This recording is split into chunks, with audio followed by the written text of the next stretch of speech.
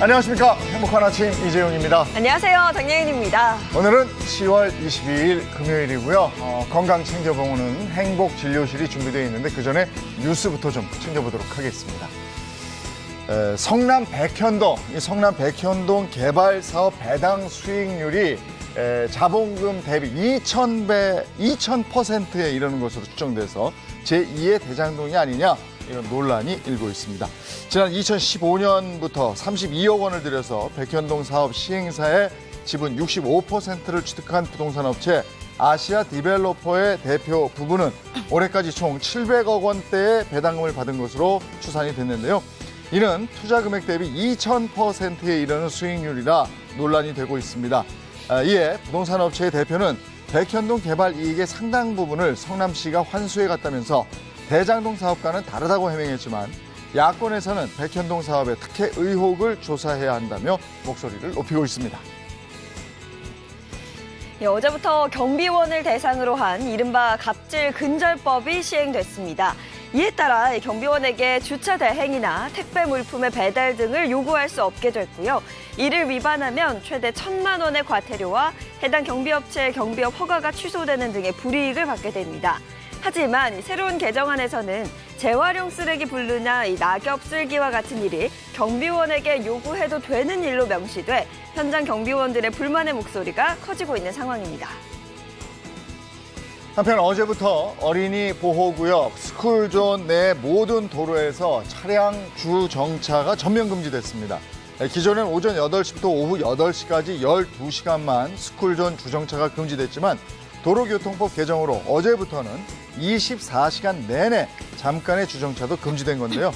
적발 시의 과태료도 일반 도로의 3배인 최대 12만 원으로 높였습니다. 하지만 불만을 드러내는 일부 운전자들도 있어서 안전한 등굣길을 위해서는 운전자들의 인식 전환과 함께 주차 공간 문제도 해결돼야 한다는 지적 나오고 있습니다. 1인 가구가 늘어난 만큼 이 방범에 대한 관심도 높아지고 있죠. 이에 서울시와 구청이 1인 가구 현관에 스마트 CCTV 설치를 돕고 있는데 한 달 이용 요금이 1,000원이라고 해서 화제입니다. 서울시와 각 구청은 지난달부터 1인 가구의 CCTV 설치와 이용 비용을 3년간 지원해주고 있는데요. 첫 1년간은 매달 1,000원, 이후 2년간은 매달 9,900원을 부담하면 이용이 가능하고요. 오는 연말까지 3,000대 CCTV 설치를 추가적으로 지원할 계획을 밝혔습니다. 이어서 코로나19 현황입니다. 10월 21일 0시 기준 국내 발생 신규 확진자 1,441명이고요. 누적 확진자 수는 34만 7천여 명을 넘어섰습니다. 한편 코로나19 백신 1차 접종자는 전날보다 6만 8천여 명이 늘어나서 총 4,058만여 명을 넘어섰고요. 2차까지 접종한 누적 접종 완료자는 3,459만여 명으로 집계됐습니다. 네, 이어서 오늘 날씨 소식 전해드리겠습니다. 오늘도 출근길 든든한 옷차림하고 나오셔야겠습니다. 오늘 쌀쌀한 날씨 가운데 서쪽 지역을 중심으로는 맑은 하늘이 드러나겠지만 동쪽 지역을 중심으로는 비 예보가 나와 있습니다. 오늘 아침 강원 영동을 시작으로 오후에는 영서와 경북 지역까지 비가 확대될 것으로 보입니다. 내리는 비양은 5에서 30mm 정도가 되겠고요. 비와 함께 벼락, 우박, 또 돌풍까지 동반된다고 하니까요. 야외 시설물 피해 없도록 주의하셔야겠습니다. 이어서 오늘 기온 보겠습니다.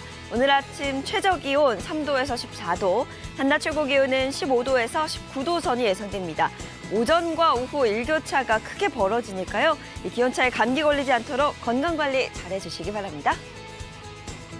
10월 22일 금요일 행복한 아침 지금 시작합니다.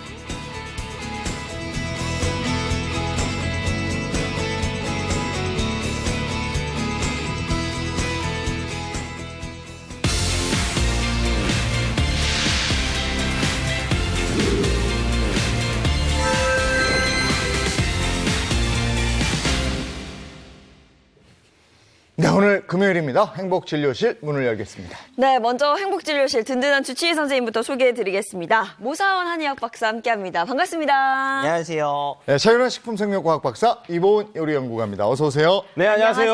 반갑습니다. 자, 오늘은 어떤 주제로 진료를 할지 주제 힌트 보겠습니다. 10만 킬로미터네요. 10만 킬로 그러면 뭐지? 좀 자동차 많이 뛰었네. 그러네요. 이제 네. 자동차 자동차? 됐네. 뭐 이렇게 하죠. 그 10만 킬로. 서울에서 부산까지가 한 400km. 네, 지금 10만 킬로를 그랬거든요. 예, 뭘까요? 많이 뛰었어요. 네. 뭐가 10만 킬로였다. 뭔가 많은 것 같긴 한데. 잘 모르겠죠? 네네. 예, 다음 힌트 보겠습니다. 이거 뚫어본 거. 그렇죠. 청소도구인데요. 뭐가 막혔고. 그래, 어디가 막힌 네. 모양이네요. 뚫어야 되는 뚫는 거예요. 하긴 모습인데. 뭐 지금 우리가 필요한 게 청소긴 해요. 네. 네. 아, 근데 우리 몸에 필요한 청소가 10만 킬로면 그게 어딜까요? 10만 킬로를 언제 다 청소하죠? 그니까. 그것도 뚫어뻥으로 이렇게. 부지런해야 될 아니, 텐데. 10만 킬로면 네. 뚫어뻥 가지고 안 되죠. 그러니까. 어렵네, 어떡하지? 오늘. 뭐, 이게 뭘까요? 힌트, 이거 가지고 안 되겠고. 네. 다음 힌트요. 마지막 힌트는 사연으로 준비했습니다. 제가 한번 읽어드릴게요.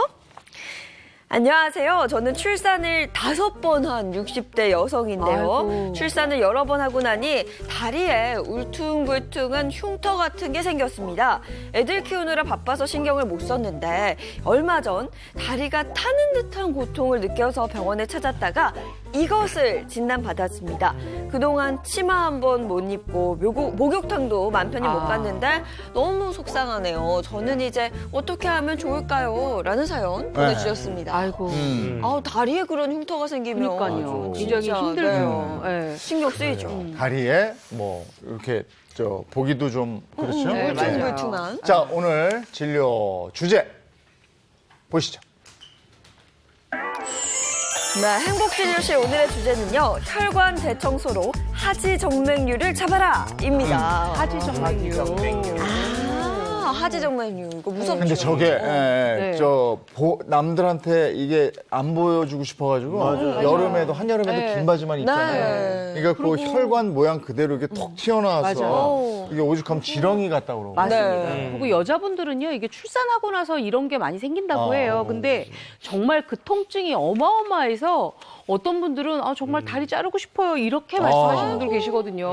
네. 네. 보이는 게 다가 아니라 네. 통증도 굉장히 심하다 그러고. 맞아요. 네, 맞습니다. 우리 많은 분들이 사실 혈관 질환하면은 뇌졸중이나 심근경색 이런 것들만 생각을 하는데요. 우리 맞아요. 혈관은 동맥하고 정맥으로 이루어져 있어요.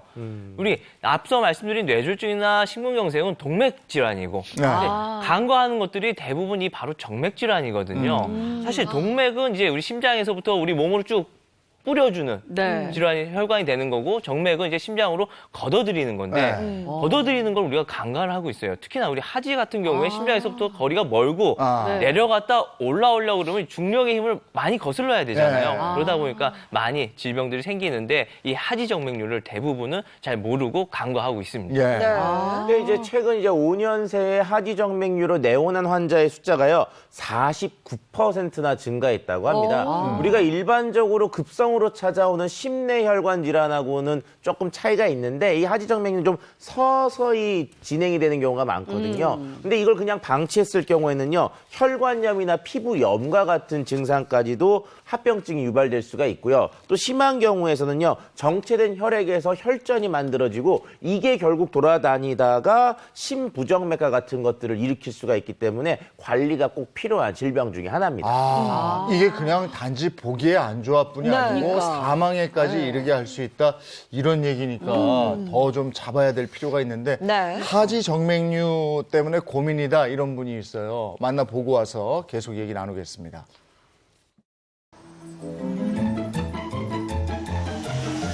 바쁘다 바빠. 해도 끝이 없는 게 바로 이 집안일이죠. 이른 시간부터 집 청소하느라 바쁜 주부. 그런데 아이고 다리가 땡기고 아프고 아유 주물러 줘야 돼요.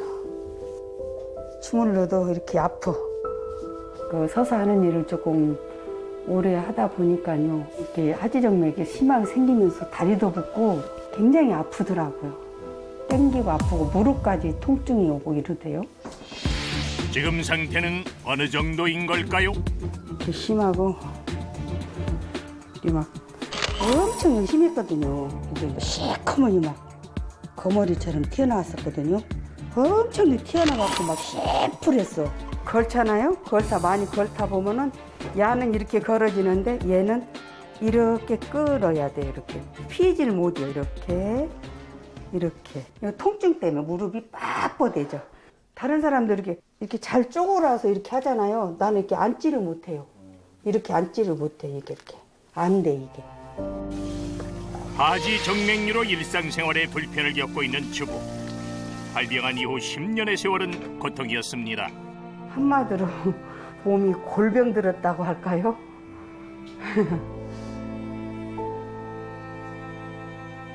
몸만 나빠지더라고요. 너무 힘든 일을 내가 많이 했어요, 살면서. 열심히 산 결과 오히려 건강을 잃고만 주부. 혈관 건강을 위협하는 하지 정맥류. 그 원인은 무엇일까요?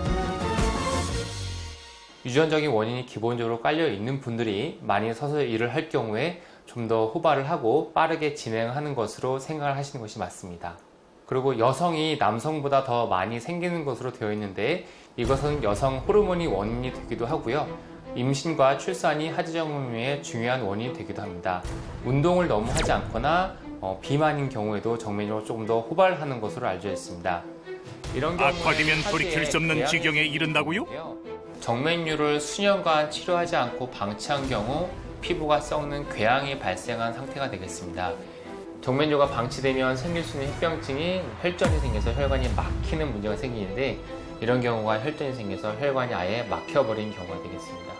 혈전이 다리에만 국한되면 그나마 다행인데 혈전이 몸을 떠다니거나 폐로 올라가서 폐동맥 색전증이라고 하는 심각한 합병증을 또 초래할 수도 있어서 혈전이 생기기 전에 반드시 치료하는 것이 중요하겠습니다. 조금이나마 통증이 가시길 바라며 다리를 주무르며 하루하루 버티는 주부. 지금에서야 건강에 소홀했던 지난날이 후회가 됩니다. 몸을 생각지 않고 살이 찌든 뚱뚱해지든 뭐 질병이 오는 거 생각지도 않고 먹는 것을 참 즐기게 살은 것 같아요.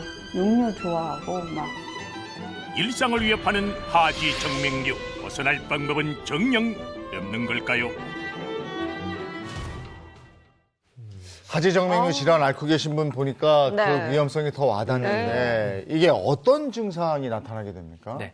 아까 전에 우리 10만 킬로 힌트 하나 있었잖아요. 네. 이게 우리 몸 안에 혈관의 총 길이에요. 아. 그 10만 킬로를 타고 혈액이 흐르게 되는 건데 만약에 혈액 흐름이 좋지 못하다 싶으면은 사진에 나온 것처럼 혈관이 돌출이 되고요. 네. 심하면 막 쥐도 나고 통증이 엄청 심해요. 오죽하면 뭐 타는 듯한 통증이라고까지 표현이 네. 나왔잖아요. 거기다가 이게 너무 심해지면 조금만 걸어도 너무 아프니까 걷질 못하고 피부 괴사까지 일어나기도 합니다. 근데 이게 생기는 이유가 사실 아까 중력 거슬러 올라와야 되고 네. 심장의 힘만으로는 이게 빡빡 돌기가 힘들단 말이에요. 그러다 보니까 정맥에는 밸브가 있어요.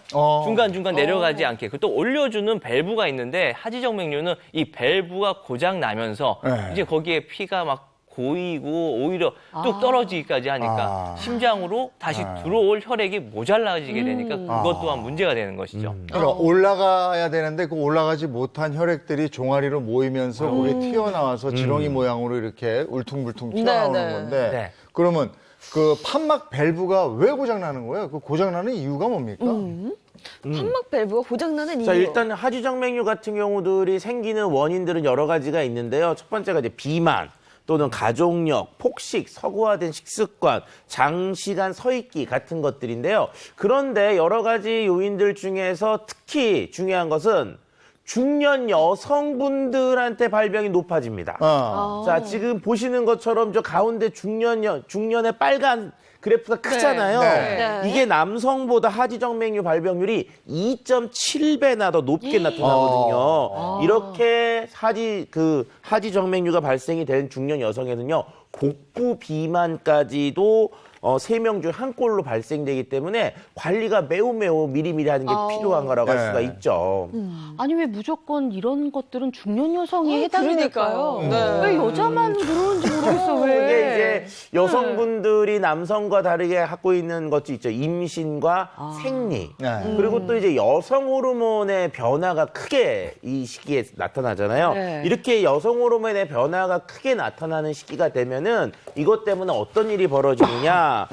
정맥의 판막 기능에 이상이 발생될 확률이 올라가게 됩니다. 임신 시기나 또는 이제 폐경 시기에 여성 호르몬이 변화가 급변하면서 하지 정맥류와 같은 것들이 나타나게 될 가능성이 높고요. 또 임신 그 출산 후에도요. 하지 정맥류가 소멸되지 않고 남아 있고 그 이후에 또 임신을 하시고 출산을 하시면 이것들이 차곡차곡 누적되기 때문에 하지 정맥류에 대한 문제점들이 자꾸 발생되는 그런 가능성이 올라가게 됩니다. 네. 한의학에서는 이 하지정맥류가 생기는 원인을 심허, 기허, 기체, 어혈, 담음 이렇게 5가지 정도로 보고 있는데요. 심허는 말 그대로 심장이 약해진 거고, 기허는 이제 기운이 없어서 이게 잘 돌아가지 못하는 거고, 기체는 어딘가 막힌 거고, 어혈은 이제 혈전이 생긴 거고, 담음은 혈액이 끈적해져서 그렇다라고 보고 요거에 맞춰서 그 맞는 치료를 하고 있습니다. 아니 근데 제가 아는 분 중에 한 분은요, 그 이렇게 저 종아리 돌출되고 이러는 게 없었어요. 네네. 근데 하지정맥류 진단을 받으셨더라고요. 이게 정맥의 위치에 따라 그런 거예요. 피부 가까이 있으면 이게 이렇게 돌출되고 도드라지니까 내가 하지정맥류구나 알 수가 있는데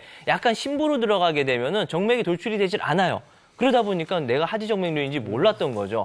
심지어 사실 하지정맥류는 그냥 보기만 나쁜 게 아니고 혈전으로 인해 나중에 급사까지도 할 수 있는 질환인데 네. 놓치는 경우가 많아요. 우리 1000여 명을 대상으로 한번 조사를 해봤는데 국민 10명 중에 7명은요. 하지정맥류를 잘 모른다라고 대답을 했을 정도라고 하니까 경각심을 좀 가지셔야 합니다. 네. 네. 또 요즘 어떤 시기죠? 일교차가 정말 끝판왕입니다. 네. 아침에는 거의 0도까지 내려가는데 낮에는 또 이렇게 반팔 입은 이런 시기에 혈관 관리 매우 중요하거든요. 제가 준비한 비법도 끝에 있으니까 끝까지 채널 고정해 주십시오. 네.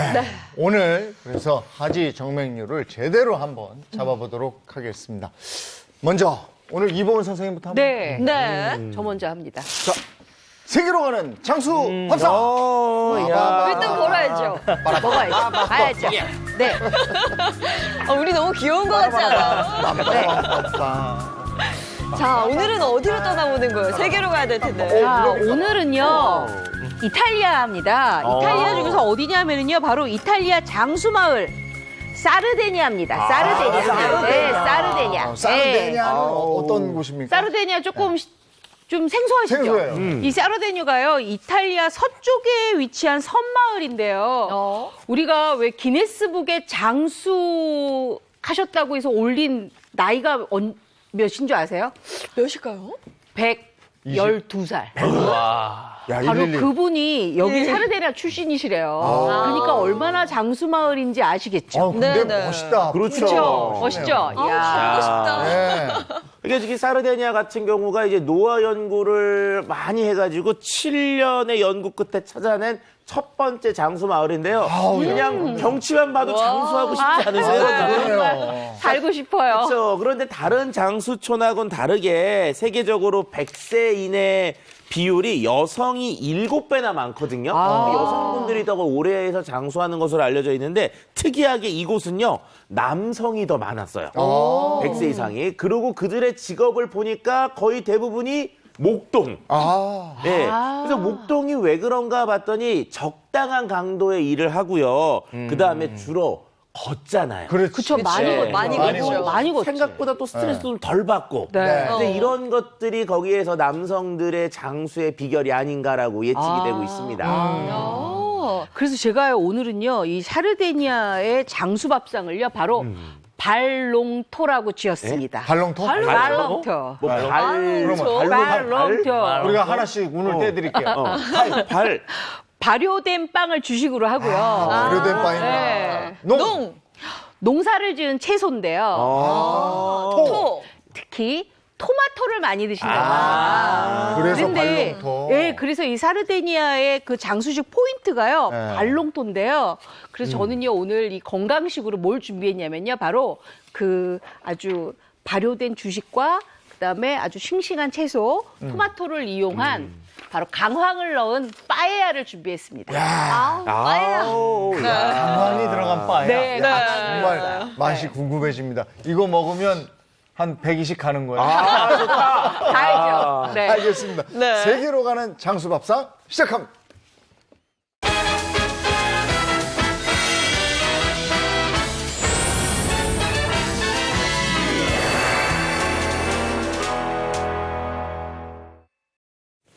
네, 세계로 가는 장수밥상 강황을 넣은 빠에야. 네. 야, 오늘 기대가 됩니다. 예. 이 보통 빠에야라는 게요, 이제 팬에 해산물 또는 싱싱한 채소, 그런 걸 많이 이제 올리브 오일이라든지 이런 무염보트에다가 볶은 다음에 물을 넣고 막 볶아가면서 익혀낸 요리거든요. 네. 근데 오늘 저는 여기에다가 특별히 강황을 넣을 건데요. 강황을 넣으니까 훨씬 더 건강하다고 말씀을 하셨잖아요. 우리가 보통 인도도 카레가 굉장히 유명하죠. 근데 이 강황을 넣게 되면 강황이 커큐민이 많이 들어있잖아요. 근데 커큐민이 혈관 질환에 또 굉장히 좋다고 하더라고요. 그래서 제가 오늘 정말 잘 정했다 이렇게 생각이 듭니다. 네. 자, 그러면 120살까지 살기 꿈꾸면서 네. 한번 시작해 볼까요? 네, 일단 재료가 아주 중요한데요. 근데 어머님들이 빠에야 그러면 우리 집 재료가 없을 텐데 어떡하지? 다 냉장고에 있습니다. 제가 또 이렇게 복잡한 재료는 안 쓰잖아요. 근데 네. 이제 싱싱한 해산물 중에서도 뭘 쓰냐 하면 바로 이렇게 오징어를 씁니다. 그리고 여기 보면 아주 손쉬운 냉동 요 칵테일 새우거든요. 네. 요거를 준비하시는데 일단 칵테일 새우를 먼저 손질을 한번 해볼게요. 아, 이걸 손질하는지는 몰랐어요. 저는 냉동실에서 꺼내서 바로 쓰거든요. 아, 그래요? 네, 손질해야 돼요? 손질하셔야 됩니다. 오. 물론 이게 급속으로 냉동해서 급속으로 익혀서 냉동을 한 제품이긴 하지만 요거 살짝 비린맛 올라올 수 맞아요. 있거든요. 이럴 경우에는요. 여기 지금 소금이 있어요. 소금을 일단 이렇게 풀으세요. 모든 해산물은 약간의 소금물에 헹궈 주어야 해산물이 굉장히 싱싱합니다. 요거 이렇게 붓고요. 헹궈 주셔야 돼요. 그러면 훨씬 비린맛도 없을 뿐만 아니라 여기 보시면 약간 부유물들 뜨는 거 보이시죠? 네. 네, 요런 게 꼭 헹궈 주셔야지만 아주 깨끗하게 손질이 돼서 우리가 먹을 때 입에 씹히는 이물감이 없어요. 요거는 꼭 요렇게 앞으로는 칵테일 새우도 네. 물에다가 씻어서 헹궈주시는 헹궈서. 거예요. 네. 자, 이렇게 준비를 하시고요. 그다음에 이제 제가 오징어를 준비를 했는데요. 보통 이제 해산물 중에서 뭐 오징어가 가장 어머님들이 이제 만만하게 쓰시긴 합니다. 근데 집에 만약에 낙지가 좀 있다. 낙지 쓰셔도 되고요. 보니까는 그 관자가 좀 있다. 관자 쓰셔도 되고요. 아니면 큰 대하 있으면 대하 쓰셔도 됩니다. 네. 자, 일단 오징어 저는 오늘 몸통 먼저 준비를 할 건데요. 몸통만 준비할 건데 왜 몸통만 준비하냐면 다리 쪽보다는 이 몸통이 훨씬 더 식감이 좋아서 빠에야 하기엔 좋습니다. 물론 네. 다리도 같이 쓰셔도 좋은데 저는 그냥 오늘 몸통만 써요.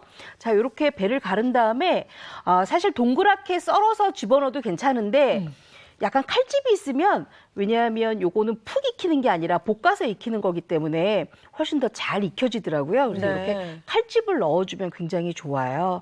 우리 예인 씨 칼집 넣을지 아시죠? 모르죠. 이렇게 안쪽에다가 네. 이렇게, 사선으로? 네, 사선으로 칼을 누여서 하시면 되고요. 요거는 그냥 먹기 좋은 크기로만 이렇게 썰어주시면 되는데 이렇게 칼집을 넣는 이유가 뭔지 아세요? 빨리 익혀지라고. 양념이 좀 잘 들어가는 것도 맞아요. 있을 것 같아요. 간도 잘 배이고 빨리 익혀지라고 이렇게 칼집을 넣습니다. 칼집을 넣고 난 다음에 오징어가 익으면 모양도 아주 예쁘더라고요. 그렇죠. 아주 아주 살이 이쁘죠. 싹 올라오면서. 맞아요. 네.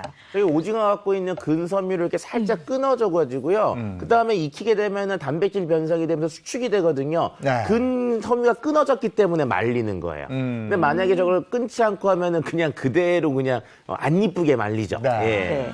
이렇게 해서 이제 오징어까지 이제 손질이 됐어요. 네. 그러면은 빠에야 들어가는 채소 중에서 그냥 어머님들이 집에 흔하게 있는 피망, 그다음에 뭐 파프리카, 양파 이런 거 다 쓰셔도 괜찮아요. 네. 자, 아유 제가 좀 많이 드리려고 욕심을 담았더니 좀 많네요.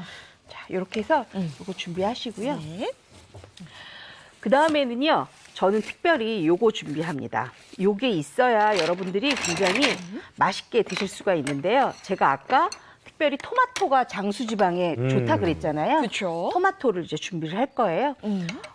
우리 예인 씨는 이 토마토 네. 어떻게 손질해서 잡수세요? 저는 일단 잘 씻은 다음에 네. 그 껍질을 벗기기 위해서 네. 칼집을 살짝 내서 네, 칼집. 팔팔 끓는 물에 팔팔 끓는 물에? 네. 저도 칼집은 넣어요. 저만 특별한 게 아닌데요. 네, 선생님. 칼집은 네. 다 넣는데요. 대부분 이제 데치려면 그렇게 해서 데치잖아요. 네네. 근데 제가 오늘 그렇게 하면 또 어머님들이 아유 냄비 하나 또 써야 되는데 하고 귀찮게 생각하시니까 이렇게 뒤에 포크로 꼭 찔러요. 에?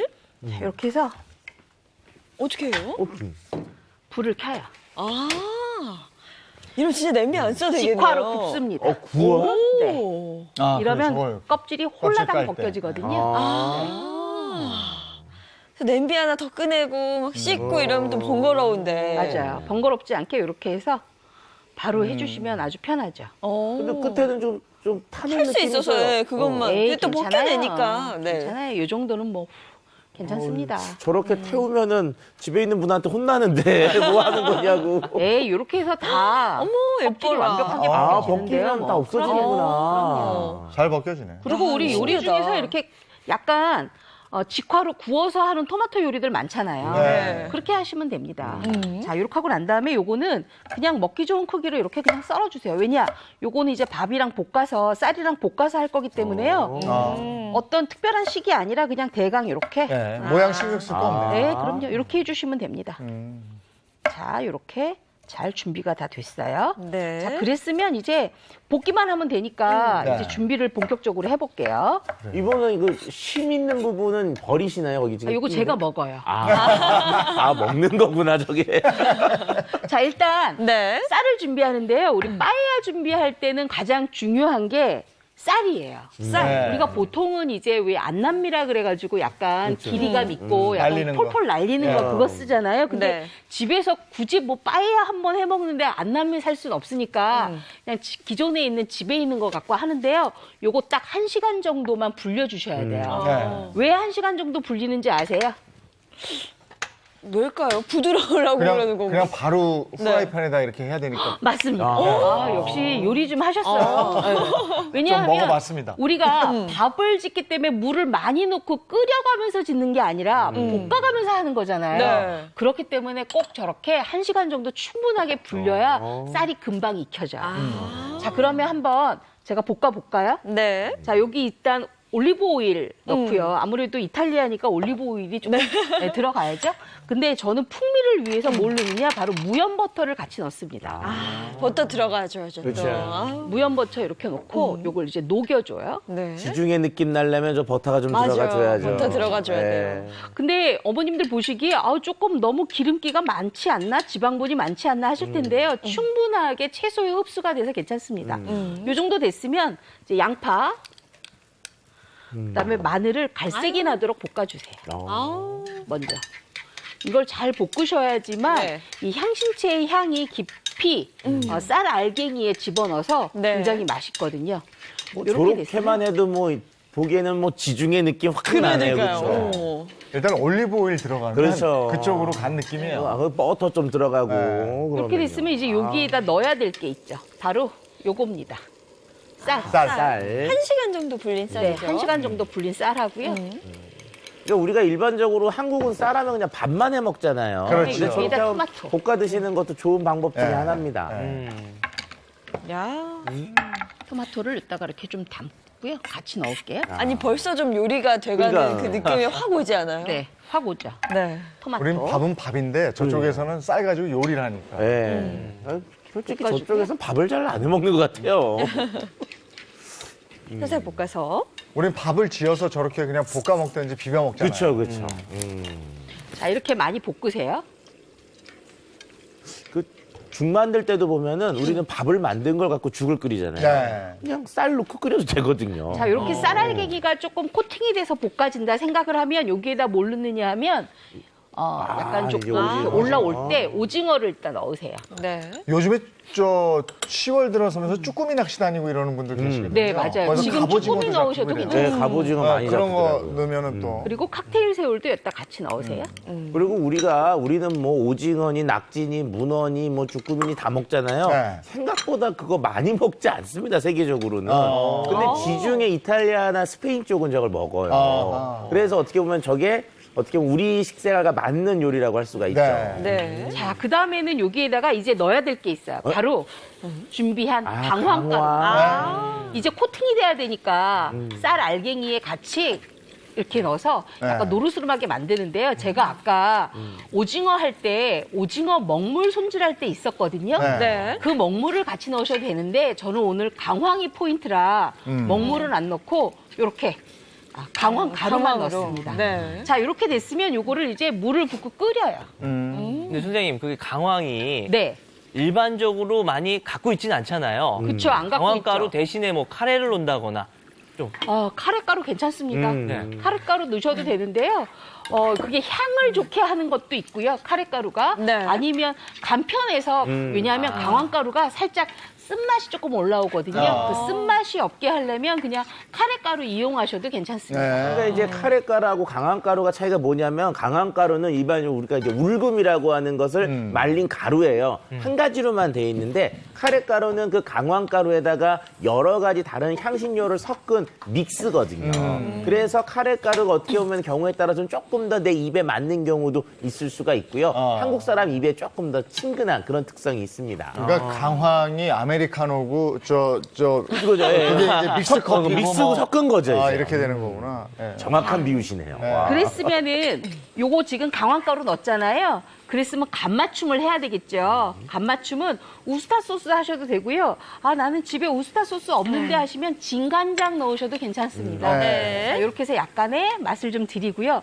자, 이렇게 해서 이제 끓였으면 중간중간에 볶음을 이렇게 한 번씩 해줘야 돼요. 네. 그러면 어떻게 되느냐? 바로 이렇게 돼요. 어떻게? 이렇게. 여기를 뛰어넘었습니다. 네. 왜 안 여기 나와요? 보세요. 왜 안 나와? 보여주세요. 이렇게 이거 돼요. 맛있겠다. 그리고 여기에다 뭘 넣느냐? 마지막으로 피망. 피망. 그다음에 요거 꼭 넣어줘야 돼요. 네. 양송이 버섯. 이야. 이 양송이 버섯까지 넣고 요거를 볶는데요. 이 빠에야는요 중간중간에 쌀 알갱이하고 해물하고 이 채소가 잘 볶아지도록 중간중간에 한번 좀 볶는 신용을 해주셔야 되거든요. 네. 그러고 나서 어느 정도 익었다. 그러면 뭘 하느냐? 바로 뚜껑을 덮고 익힙니다. 네. 뚜껑을 덮고 익히면 마지막에 어떤 모양새가 되냐면요. 요거 보실래요? 제가 기대돼요. 이렇게 만들어 놨습니다. 이게 빠예요, 그렇죠. 이게 완전 빠에야죠. 보세요. 있죠? 아우 맛있겠다. 맛이 거의 있죠? 국물이 없도록. 국물이 없어요. 네. 근데 끝까지 저 같은 볶으면. 경우에는 집에서 할 때는요, 요걸 많이 이렇게 눌려요. 맨 밑에 누룽지 긁어먹는 맛이 아주 좋거든요. 그거 맛있죠. 자, 이렇게 해서 이제 잡수시면 되는데, 네. 제가 특별히 아까 채소 얘기했잖아요. 네. 그래서 루꼴라를 좀 준비했거든요. 루꼴라를 같이 얹어서 잡수시면 굉장히 좋습니다. 네. 제가 향도 한번 좋고. 퍼볼까요? 네. 근데 저게 외국에 가서 먹으면 그렇게 짜게 만들더라고요. 그렇죠. 왜 이렇게 짜게 먹어? 저는 안 짜게 만들었어요. 그죠? 우리는 그 짜면은 너무 힘들더라고요. 맞아요. 그 유럽 여행 다녀오신 분들이 하신 말씀이 아니 이탈리아 사람들 음식을 왜 이렇게 짜냐고. 맞아요. 거기가 아무래도 따뜻하니까 보관하기 위해서 소금 양이 아, 그래서 많은 것 같아요. 상하니까. 나는 그 술 먹으려고 짜게 하는 줄 알았어. 그분들이 계속 먹잖아요, 여기에 솔직히. 요거 이렇게 해서 네. 루꼴라 위에다가 약간 이렇게 좀 올려주시면 훨씬 더 맛있게 드실 수가 있어요. 네. 딱 올리니까 또 네. 느낌이 또 한번 달라지네요. 싱그럽죠? 네. 제가 일단 배달을 다녀오겠습니다. 야, 오늘 오랜만에 먹네요. 네. 네. 한번 잡숴 보세요 오늘 네. 배달은요. 오.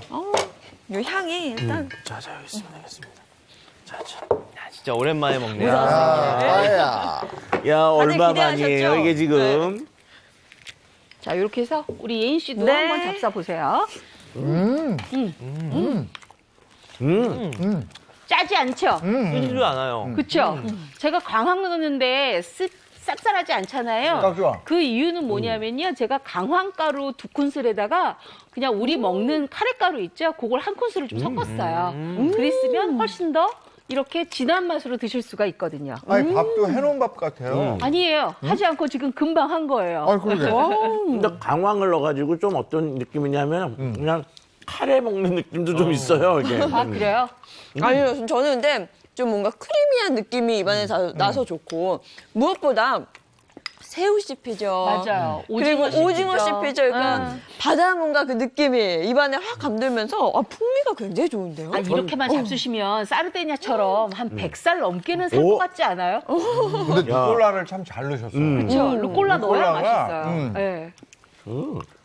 이게 향이 어우러지니까 너무 맛있네요. 그렇죠. 만약에 댁에서 루꼴라가 조금 준비가 어렵다 하시는 분들은요, 청상추 넣으셔도 되고요, 아니면 무순 넣으셔도 되고요.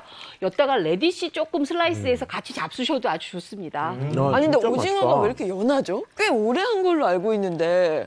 제가 맛있게 볶아서 그래요. 아우 역시 손맛이네 볶은 것도. 네. 아우. 하면서 느낀 게 다음엔 집에서 이제 카레 같은 거 넣을 때도 버터를 좀 넣어볼까?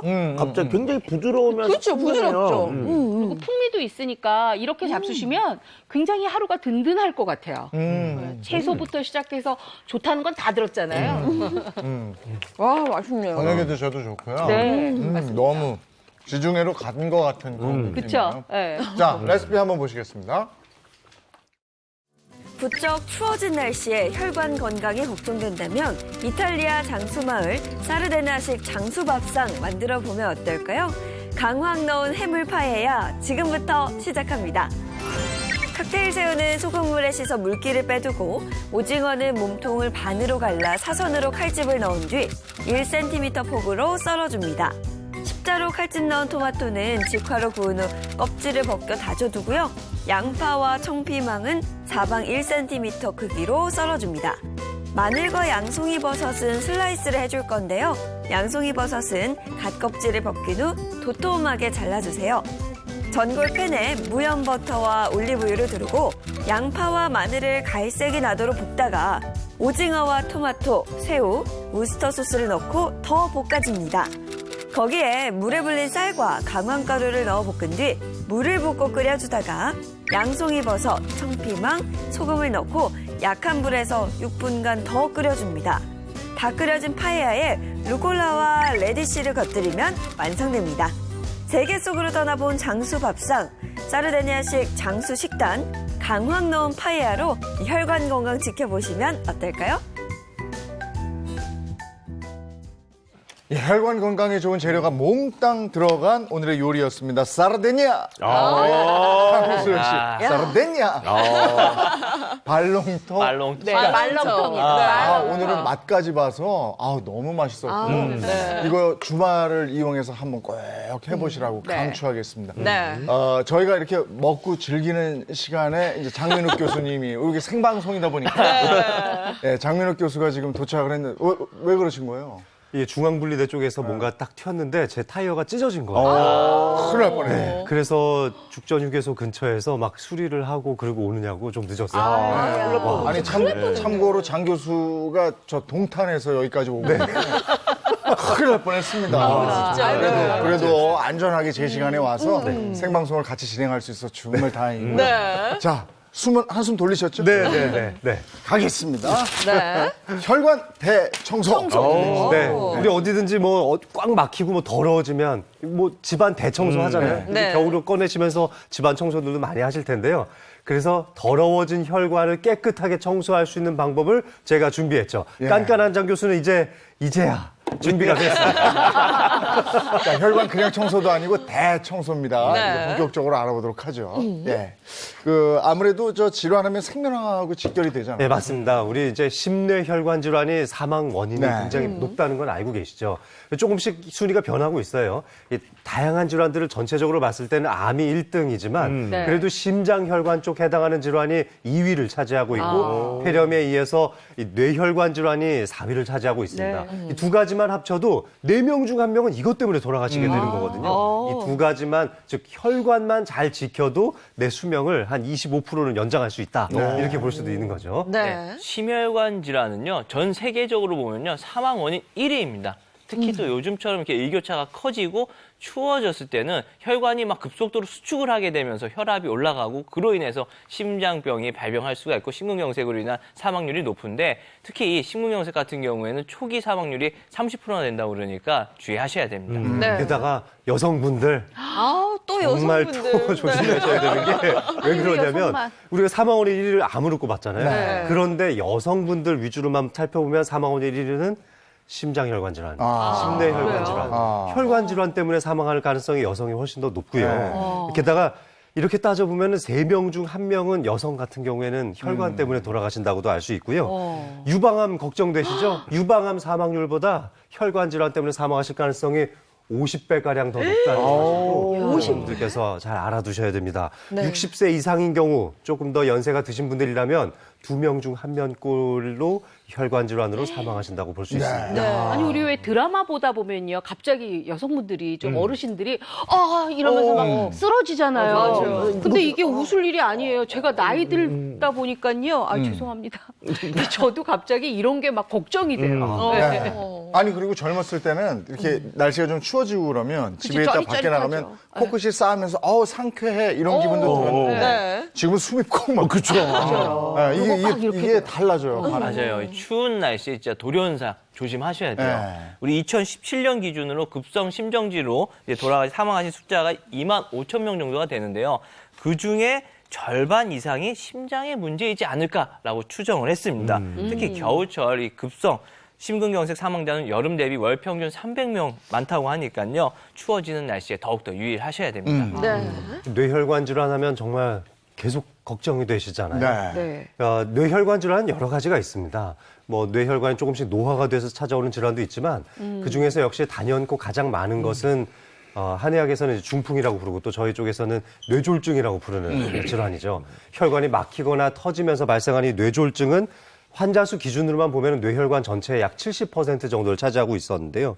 우리나라 60세 이상 기준으로 봤을 때는 사망원이 1위에 해당되기도 하고 한 해 기준으로 봤을 때 한 해 약 10만 5천 명에서 11만 명 정도가 매년 발생하고 있습니다. 인구 10만 명 기준으로 200명 정도의 뇌졸중 환자 발생률을 가지고 있는데요.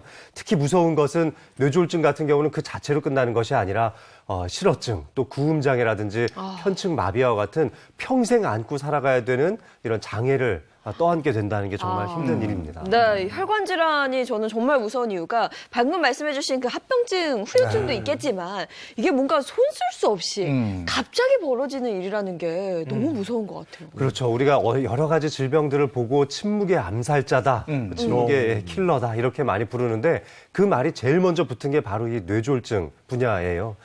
이것은 전혀 전조 증상 없이 혈관이 거의 70-80% 정도 막힐 때까지 증상 없이 있다가 갑자기 막히면서 이런 어마어마한 증상들을 나타내기 때문에 사실 딱 발견이 돼서 병원에 도착을 하시면은 수술조차 하기 어려운 그런 위급한 상태에서 골든타임을 놓치는 경우도 많습니다. 그렇죠. 그러니까 우리가 병 중에서 가장 무서운 병이 바로 이런 것처럼 이제 자각 증상이 전혀 없는 병. 이게 제일 무서운데요. 그러면 역시 뭐니 해도 예방을 잘하는 게 제일 중요하겠네요. 네. 아니 근데 마음 같아서는 정말 솔로 빡빡 닦아서 깨끗하게 청소하고 하고 싶은데 그럴 수도 없고 어떻게 하면 이렇게 혈관 청소를 깨끗하게 할 수가 있을까요? 그래서 제가 준비한 이 히든 카드라고 할 수 있는 건데요. 바로 혈관의 찌든 때를 제거하는 방법을 알려드리겠습니다. 혈관에 찌든 때가 있다.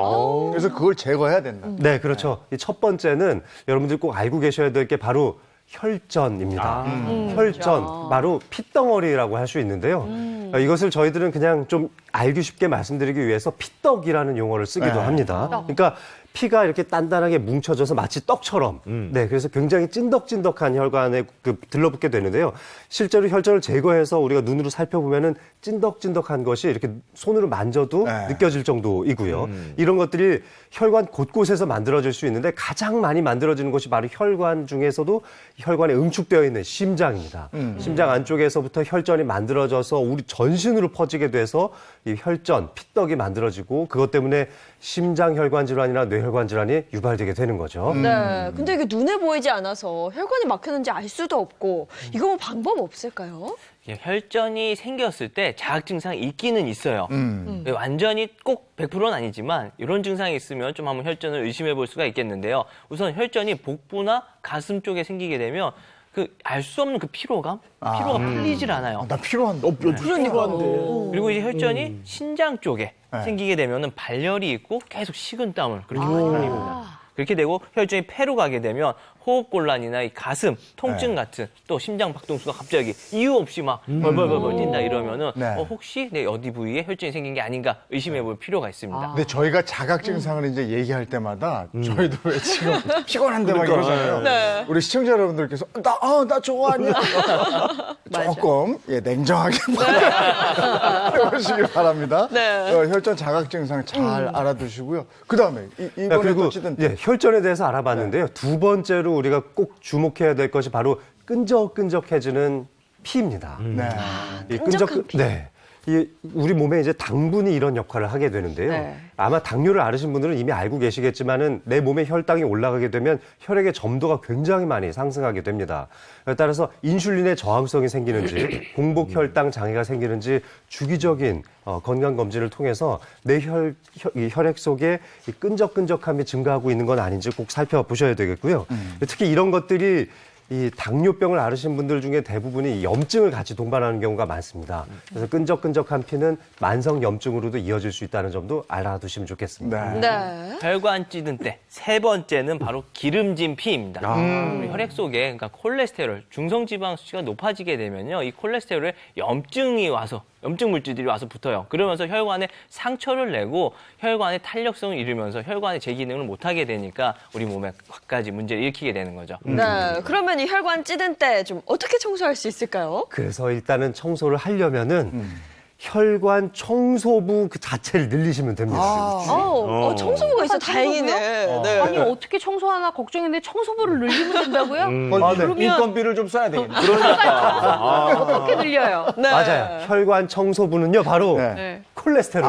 콜레스테롤. 네. 그러니까 지금 뭐 그냥 혈관 찌든 때의 정체가 콜레스테롤인데 청소부가 콜레스테롤 이게 뭔 소리야라고 하시는데 이런 걸 이제 저희는 결자 해지, 뭉치놈이 풀어야 된다라고 이야기를 드립니다. 네. 그렇죠. 콜레스테롤 그러면 그냥 되게 안 좋은 거 이렇게만 생각하시는데 네. 이제 저희 의사들도 맨날 얘기할 때 콜레스테롤 얘기할 때는 항상 LDL 콜레스테롤을 먼저 말씀드리기 때문이에요. LDL 콜레스테롤은 염증을 많이 일으키기도 하고 혈관 내벽에 쌓여져 있는 중성지방을 한 번에 확 터트려 버려서 네. 이 동맥경화를 심각하게 만들어주는 주범이기도 하거든요. 그래서 나쁜 콜레스테롤을 바로 LDL 콜레스테롤 이렇게 이해하시면 되겠는데요. 그런데 그 반면에 요거랑 반대되는 개념에 좋은 콜레스테롤이 있다는 것도 또 알고 계시는 게 좋죠. 이 좋은 콜레스테롤은 나쁜 콜레스테롤이 남겨져 있는 그 찌꺼기들을 제거하는 역할을 해요. 내 몸속에 많이 돌아다니고 있는 이 LDL 콜레스테롤을 제거해서 다시 간으로 수송시켜주는 것이 이 HDL, 좋은 콜레스테롤이라고 할 수 있는데요. 운동을 많이 하거나 아니면 좋은 음식을 먹거나 하면은 높아질 수 있는 겁니다. 혈관의 찌든 때들이 혈관 질환을 일으키게 되는데 그럴 때 청소부로 동원할 수 있는 좋은 콜레스테롤을 많이 늘려서 우리 혈관을 깨끗하게 해놓으면 된다 이런 말씀이신 거네요. 네, 맞습니다. 한 연구에 따르면 약 2만 5천 명 정도를 대상으로 했던 아주 중요한 실험이 있었는데요. 이때 심혈관 질환에 걸릴 수 있는 가능성을 좀 비교했더니 LDL 콜레스테롤도 좀 낮춰주면서 혈압까지 같이 낮춰줬더니 그 위험성이 약 78% 정도 감소했다라는 연구 결과도 있었고요. 이로 인한 사망률 그 자체도 약 65% 정도 감소했으니까 정말 대단하죠. 그래서 LDL을 낮춰주는 HDL, 좋은 콜레스테롤을 높이는 것이야말로 우리 건강을 책임질 수 있는 해결법입니다. 네. 그러면 일상 속에서 그 좋은 콜레스테롤 어떻게 늘려야 될까요? 일단 좋은 콜레스테롤의 구조를 아시면 좀 편할 텐데요. 좋은 콜레스테롤의 구조는 콜레스테롤 더하기 중성지방 더하기 단백질입니다. 네. 그래서 포인트는 단백질이에요. 단백질이 있어야지 좋은 콜레스테롤이 될 수 있으니까 다양질의 단백질을 많이 드셔주시고요. 그리고 무엇보다 중요한 건 체중 관리를 잘 해주셔야 합니다. 체중. 내가 체중이 많이 나가고 있다 그러면 좋은 콜레스테롤이 생성이 될 수가 없어요. 그렇기 때문에 항상 적정 체중을 유지할 수 있도록 해주시는 게 좋겠습니다. 아까도 그 장수마을 얘기하면서 그 목동들 많이 그렇죠. 걷고 적당한 노동, 그 운동을 한다 뭐 이런 거였잖아요. 네. 그렇게 하시면 되고 이번에는 혈자리. 네. 그걸 또 우선 선생님 나와주셨으니까 한번 좀 짚어주시면 제가 또 좀 좋겠습니다. 준비를 해왔어요. 오늘 또 친절한 모코치가 네. 오늘 찾아가는 혈자리 서비스가 되겠습니다. 네. 우리 혈자리 이재용 지압법. MC님 좀 도와주시겠어요? 아, 앞에 나와요? 나와서. 네. 네. 이게 또 우리가 세계로 나가고 앞으로 나가고. 아니, 체중 관리 말씀드리면 사실 되게 또, 언제 이거 살 다 빼고 앉아있어. 이런 말씀들을 하시는데 간단하게 우리 혈관 관리할 수 있는 방법 알려드릴게요. 우리 여지껏 하지정맥류 얘기 많이 했잖아요. 거기다가 MC님은 온갖 산을 많이 다니시니까 다리의 피로도가 높을 거란 말이에요. 우리 다리에 몰려있는 그 피로도도 풀어주고 하지정맥도 좀 풀 수 있는 혈자리들 위주로 준비해봤습니다. 두 자리가 좋네요, 되겠고요. 한 자리는 족삼리. 여기 아니에요? 아닙니다. 거기는 다른 자리예요. 족삼리, 요 바깥쪽, 무릎에서 바깥쪽. 여기를 흔히 우리는 무병장수의 자리라고 합니다. 그래요? 족삼리에 뜸 자국이 있으면 중풍에 안 걸린다라고 했을 정도고요. 우리 예전에 시골에서 한양까지 우리 과거 시험 보러 오려고 그러면 다리가 많이 필요할 거 아니에요. 그렇죠. 그럴 때 이용했던 게 바로 이 족삼리라고 합니다. 거기에 더해서 삼음교 혈자리인데요. 삼음교는 요 안쪽이에요. 안쪽. 여기요? 네, 우리 복숭아뼈가 딱 잡히죠. 내측 복숭아뼈에서 한 3손가락 정도 올라온 요 정도. 3손가락, 4손가락 정도 올라온 요 자리가 삼음교혈이 되겠어요. 요 자리는 삼음교, 뭔가 만난다는 의미가 있잖아요. 다리로 흐르는 3개의 음경락이 여기서 한번 다시 뭉쳤다가 퍼지거든요. 그렇기 때문에 이 자리만 자극을 해줘도 다리에 내려오는 모든 경락을 아우른다라고 해서 삼음교라고 하고요. 이 자리를 그러면 어떻게 해야 될까요? 이거 제가 홍두깨 같은 거 하나 들고 나왔잖아요. 이걸로 어떻게 해요? 이걸로 때려요? 사실 때려. 때리는 것도 제가 잘 할게요. 네, 방법일 텐데, 우리가 아까 계속 중력 얘기 많이 했죠. 중력을 거슬러 올라야 된다고 그랬잖아요. 그러니까 이 자리를 이렇게 마사지 해주시는 겁니다. 이렇게 위로. 예전에 왜 콜라병 같은 거 가지고 종아리를 이렇게 했었잖아요. 맞아요. 그런 것도 좋은 거네요. 맞습니다. 여기 삼음교에서 시작해서 한 족삼리 쪽으로 가고 외측도 시작해서 삼리 쪽으로 가고 이런 식으로 안쪽, 바깥쪽 이렇게 마사지를 계속 많이 해주시는 거예요. 그렇게만 해도 밑쪽으로 몰리던 혈액이 좀 올라가니까 정맥 밸브에 좀 부담도 덜어줄 수가 있겠고 아무래도 하지정맥류 예방하는 데 도움이 되고 등산 이후에 다리 피로감 푸는 데도 많이 도움이 되실 겁니다. 이게 집에 없으면 그냥 그런 걸로 도톨도톨한 거 가지고 이렇게 해줘도 되는 거예요. 맞습니다. 그냥 꼭 홍두깨 아니래도 되니까 좀 이렇게 있으면은 잠깐만 해줘도 시원해요. 이용해서 해주시면 많이 도움이 될 이런 겁니다. 거는 집에 두면 흉기이기 때문에. 알겠습니다. 잘 배워왔습니다. 고맙습니다. 그래서 예전에 맞아요. 그 다리살 뺀다고 여성분들이 맥주병으로 맞아요. 막 다리 밀고 그랬던 적이 저는 있었어요. 조금 요새 피곤할 때 롤라폼 있잖아요. 맞아요. 그걸로 밀면은 굉장히 시원하거든요. 옛날에는 다듬이 방망이가 있을 때는 저런 걸 다듬이 방망이로 다 했죠. 방법이 쉬우니까 집에서 한번 따라해보시면 좋을 것 맞아요. 같아요. 아니 근데 확실히 전문가인 게 이렇게 슬쩍 만지고 슬쩍 위로 올렸는데도 여기가 시원해요. 그러니까 이게 전문가의 손길이 다르긴 달라요. 그럼요. 한번 따라해보시면 좋을 것 같고요. 어머. 자, 다음 순서 우리 모코치님인데 깜짝 놀라실 거예요. 아니 세상에. 저 머리에 꽂았습니다. 아니, 저러고 청소를 왜 해요? 아니 머리에 저렇게 꽃 꽂으면요. 저렇게 이상하게 꽂으면 또 이상하게 생각할 수 있어요. 오해예요. 아니, 꼭 돌아다니는 건 그런데 청소까지 하면 청소를 정말... 되게 즐겁게 하는 것 같지 않아요? 뭔가 되게 그래요? 설레는 마음으로. 야. 오늘 제가 준비한 차가 또 있습니다. 혈자리가 하는 게 아니에요. 차, 여기. 그게 무슨 꽃이? 국화꽃. 강국차예요 혹시? 맞아요. 제가 강국차를 준비했는데 깬 이렇게 한번 분위기 잡아본 이유가요. 혹시 국화의 꽃말 아세요? 꽃말? 뭐예요? 짝사랑이라고 합니다. 짝사랑이요? 짝사랑이에요. 짝사랑이라고 합니다. 네. 저는 우리 집사람만 사랑을 하긴 했는데 짝사랑을 생각하면서 또 두근두근 거리는 마음이 있잖아요. 그래서 그쵸. 오늘의 이 설레지, 강국차, 짝사랑. 제가 준비한 강국차 두근두근 티입니다. 두근두근 티. 어떻게 만드는 거예요? 만드는 방법은요. 우리 말린 국화도 요즘 많이 팔고 있지만 생국화를 이용할 때는요. 일단 생국화를 1분 정도만 살짝 쪄주세요. 찌고 나서 방 안에 신문지를 깔아놓고요. 햇볕에 말리는 거 아니에요. 절대로. 햇볕에 말리는 게 아니라 그냥 상온에서 건조시키는 게 중요하고요. 그걸 한 2번 정도 해주시고 바싹 말랐으면은 프라이팬에 한 번씩 덮어주세요. 이 과정을 한 2-3번 정도 해주게 되면은 이렇게 예쁘게 국화잎이 마르게 됩니다. 네. 그리고 이 국화는요, 한의학에서 주로 몸을 좀 데펴주고 혈액순환을 개선시킬 때 많이 사용하는 약재입니다. 그렇기 때문에 오늘 우리의 주제인 이런 어떤 혈전 예방을 위해서라도 또 고혈압이든가 고지혈증 예방에도 많이 사용을 하는 약재이기도 해요. 그리고 우리 국화 대부분 차 끓일 때 어떻게 하죠? 물 넣고 같이 팔팔 끓이죠? 그렇죠. 절대 그렇게 하시면 안 됩니다. 이것도 비법이 하나 있어요. 오늘의 비법은 딱 그거 하나만 가지고 가시면 되겠습니다. 우리 일단은 국화, 말린 국화를 준비해 주시고 여기다가 불을 올리고 네. 물을 넣고요. 한 100도씨까지 팔팔 끓이게 되잖아요. 이제 팔팔 끓는 상태에서 꽃을 같이 넣고 하는 게 절대 아닙니다. 꽃잎이나 사실 생잎은 그 향을 우리가 취해야 되는데 너무 팔팔 끓는 곳에다 넣고 오래 삶게 끓이게 되면은 그 향이 다 날아가요. 네, 유효 성분이 맞아요. 하나도 없어지게 되는 거예요. 그렇기 때문에 항상 이 꽃잎이나 찻잎은 끓인 다음에 살짝 식혀서 해야 되는데 차윤환 교수님 우리 국화에 대해서 조금 또 왜 해주시면 그러냐면은 국화에 이제 비타민 C가 있는데 이게 열에 약하거든요. 그래서 가능한 한 열을 좀 떨어뜨리고 국화잎을 넣는 게 훨씬 더 영양소 보존에 좋습니다.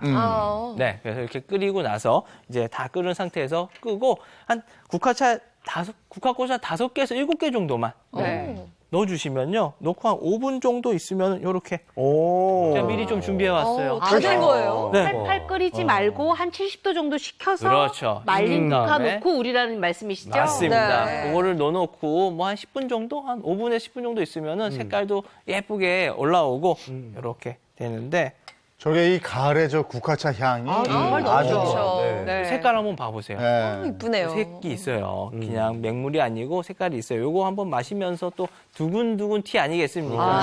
심장 두근두근 뛰게 해주면서 혈액순환 개선에도 도움되고 또 이 추운 날씨에 아주 네. 건강에 좋을 것 같습니다. 아이고, 국화차까지 네. 보여주셨는데 네. 저 국화차 한 잔 정도 해야 도망간 가을이 다시 돌아올 것 같아요. 맞아. 하루 겨울로 가버려가지고. 아이 고맙습니다. 고맙습니다. 자 이번에는 차윤환 박사님 순서입니다. 예. 자, 혈관을 깨끗하게 하는 저의 마지막 비법을 이제 알려드리려고 하는데요. 일단 이것으로 혈관 건강을 제대로 지킨 분에 대한 사연이 있으니까 영상으로 먼저 만나고 오시죠. 안녕하세요. 저는 인천에 사는 48살 강미화라고 합니다. 제가 한때는 하지정맥류로 많이 고생을 했는데요. 지금은 저만의 관리 방법으로 많이 좋아졌거든요. 여러분께 그 노하우를 소개해 드릴 테니까 많이 기대해 주세요. 하지 정맥류를 슬기롭게 관리해 상태가 호전됐다는 주부를 찾아 도착한 곳은 미용실? 오늘의 주인공은 숙련된 미용 기술을 지닌 미용사였네요. 많이 서 있는 직업이다 보니까 저도 모르게 생겨 있더라고요. 또 주위에서 너 하지정맥류 있는 것 같다 막 이래서 한번 병원에 갔었는데 꾸준히 관리하면 괜찮을 것 같다고 그렇게 얘기하셔서 꾸준히 관리하고 있어요. 25년 전 미용 일을 시작하며 생긴 하지 정맥류. 꾸준히 관리한 결과 증상이 많이 나아졌다고요. 다리가 저리고 막 이 붓기가 또 붓고 통증이 오더라고요. 저는 여기 뒷줄에도 있었는데 많이 없어지고 이런 데도 좀 있었는데 많이 없어지고.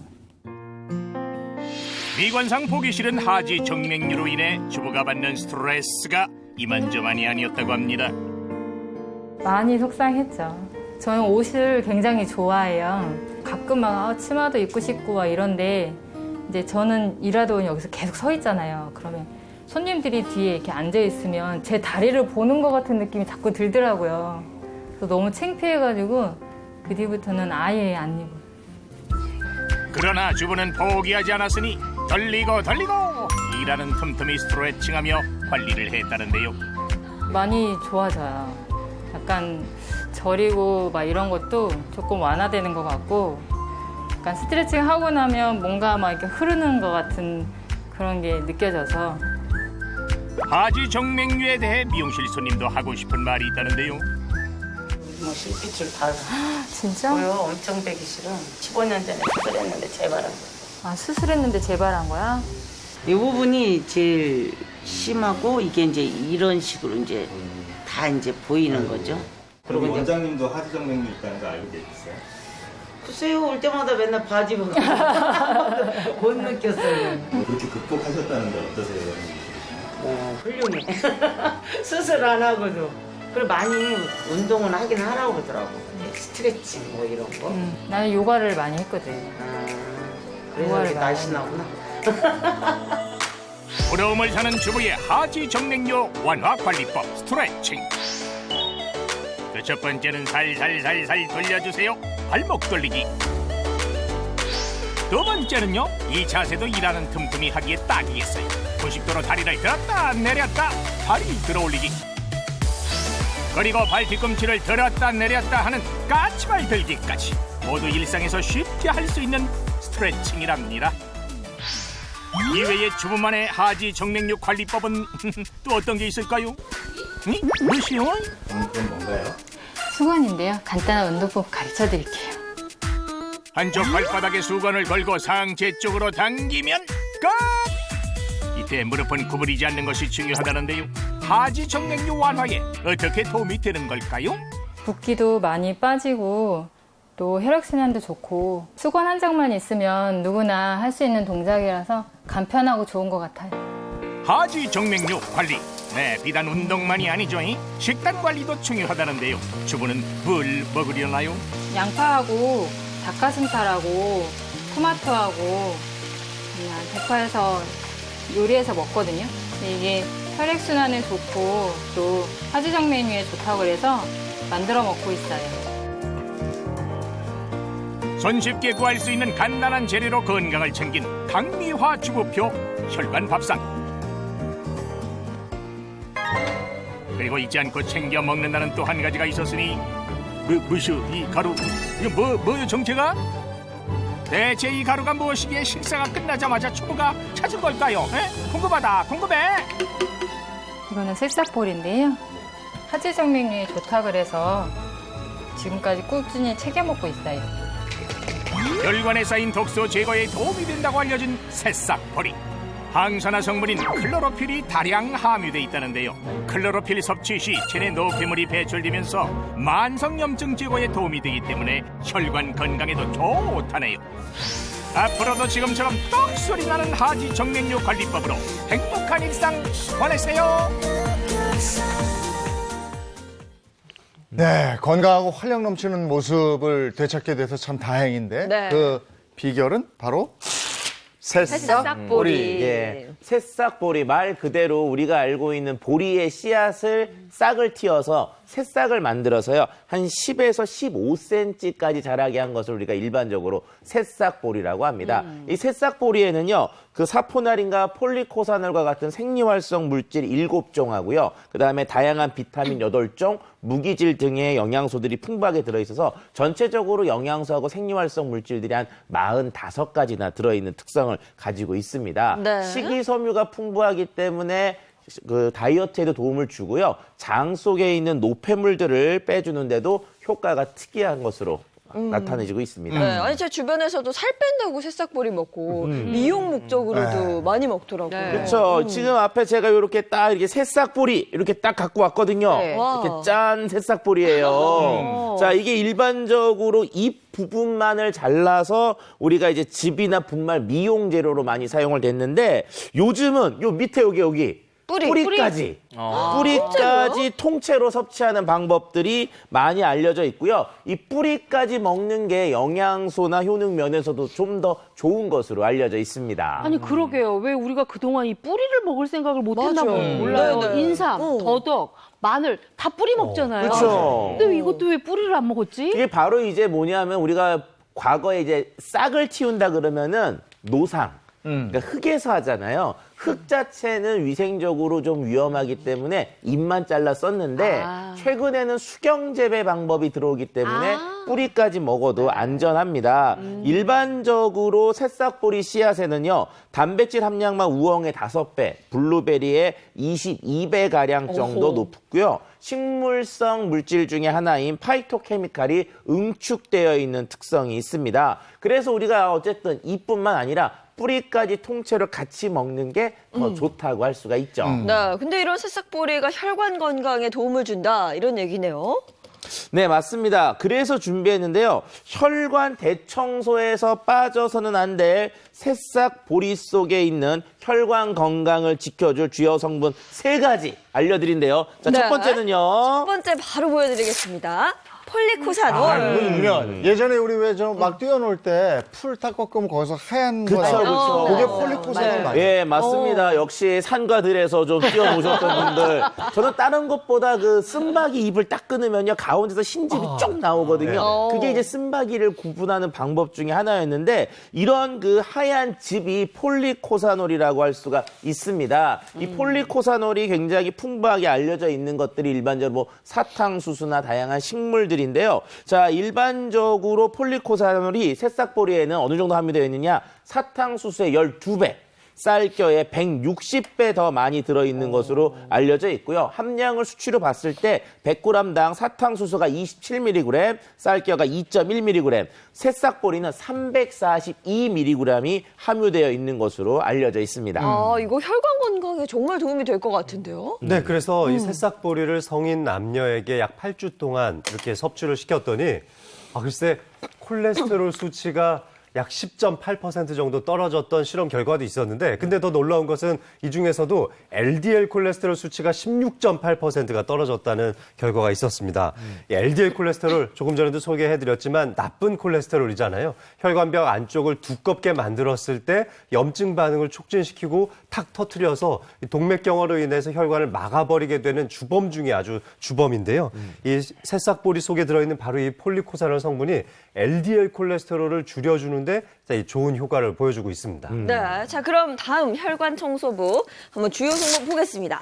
사포나린. 네, 두 번째는 이제 사포나린입니다. 자, 우리 혈관 건강에 나쁜 영향을 미치는 성분들 아까도 말씀드렸던 것처럼 콜레스테롤이나 중성지방인데 이것들의 대사와 연관되어 있는 조직이 바로 간입니다. 새싹보리에는 이 사포나린이라고 하는 성분이 100g당 1,510mg 정도가 들어있는데요. 얘네들이 풍부하게 우리 몸속에 들어오게 되면은요. 콜레스테롤과 중성지방 대사를 도와주는 간을 도와주는 또 간을 해독하는 효과가 있습니다. 결과적으로 간 기능이 개선되니까 우리 몸속에 이 나쁜 지방들을 제거하는 데 도움이 된다고 할 수가 있죠. 네. 앞에 있으니까 한번 마셔볼까요? 네. 그죠? 그냥 뭐 괜찮은데 차갑기도 하고 구수하고. 근데 이게 색이 저는 초록색일 줄 알았는데 황금색이네요. 아무래도 우리가 이제 새싹 그러면 초록색만 생각을 하시는데 이 뿌리까지 같이 먹어야 영양분이 더 풍부하다고 말씀을 드렸잖아요. 수경재배로 깨끗하게 길러진 새싹보리를 뿌리까지 통째로 건조해서 갈게 되면은 살균하는 과정 중에 이렇게 갈색, 황금색을 띠게 됩니다. 새싹보리가 이제 몸에 좋다고 하니까요. 이렇게 집에서 직접 재배해서 입이 날 때마다 위를 이렇게 잘라서 드시는 분 많이 계시더라고요. 뭐 아까 말씀드린 것처럼 위에서만 잘라 먹으면 입만 먹고 뿌리는 못 먹는데요. 근데 여기서 또 중요한 거는 한 가지 주의하시면 시기예요, 시기. 이게 뭐냐면은 새싹보리에 들어있는 이 사포날린이라고 하는 핵심 성분이 풍부한 시기가 있는데 언제냐? 그림을 딱 보시는 것처럼 발화 후에 7일째 그 함량이 최고가 됩니다. 그 이후로는 점점 줄어들기 때문에요. 7일째 새싹보리에 잎을 드실 때 영양분이 가장 풍부하다는 거 아시길 부탁드리겠습니다. 이왕 먹을 거 영양분이 최대일 때 좀 똑똑하게 챙겨 드실 필요 있어 보이고요. 자, 마지막 세 번째 주요 성분은 클로로필. 자, 이 클로로필은요, 우리 몸속에 이제 엽록소라고 알려져 있는 초록색 성분인데요. 얘가 일반적으로 항산화 성분으로 알려져 있습니다. 일반 새싹 채소에 비해서요, 한 6배에서 8배가량 더 풍부하게 함유되어 있는 것으로 알고 있고요. 이것들이 우리 몸속에 있는 나쁜 것인 활성산소를 제거하고요. 혈관 건강에 도움을 주는 것으로 알려져 있습니다. 그렇군요. 이것도 실험 준비한 게 있어요? 자, 영상을 한번 같이 보도록 하실까요? 자, 보시면은요, 새싹보리의 그 클로로필 정화 효과에 대한 실험인데요. 자, 2개의 탄산음료, 새카만 탄산음료 자주 먹는 거죠. 자, 여기 한쪽 음료에 새싹보리 분말을 저렇게 투입합니다. 그리고요, 시간을 좀 둬요. 그러면 색깔이 어떻게 바뀌느냐? 아까 셀캄했던 것이 점점 시간이 지나니까 탈색이 되는 것과 같은 효과가 있죠. 즉 그 속에 있는 까만색을 내는 나쁜 이제 색소 성분 같은 경우들을 자기가 싹 흡착해서 제거하는 특성을 네. 보여주게 됩니다. 결과적으로 우리 몸속에서 나쁜 성분들을 흡착하는 능력이 있다고 할 수가 있는 거죠. 새싹보리 섭취할 때 주의할 사항은 뭐가 있습니까? 자, 일단은요, 식약처에서 권장하는 하루 섭취량 한 19g 정도, 티스푼으로 충분하게 떠서 한 2개에서 한 3개 정도고요. 그다음 잎부터 뿌리까지 통째로 섭취하는 게 중요하다고 말씀을 드렸고요. 깨끗하게 재배한 수경 재배 제품들이 그런 것들이 더 적합하다고 말씀을 드릴 수가 있습니다. 자, 그다음에 수경 재배와 무농약 제품을 잘한 그리고 국내산인 것을 확인하는 기준이 있는데 GAP 우수 농산물 인증제도 마크가 있는지 이것도 확인하는 것을 추천드리고 싶습니다. 네, 오늘은 혈관 건강 같이 한번 챙겨봤습니다. 건강하십시오.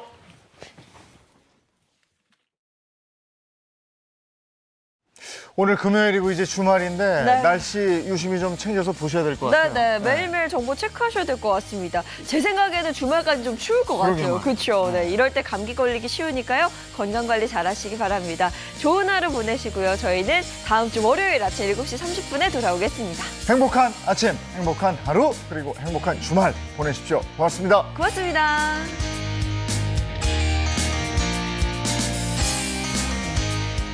스마일 이즈 굿! 채널 A 10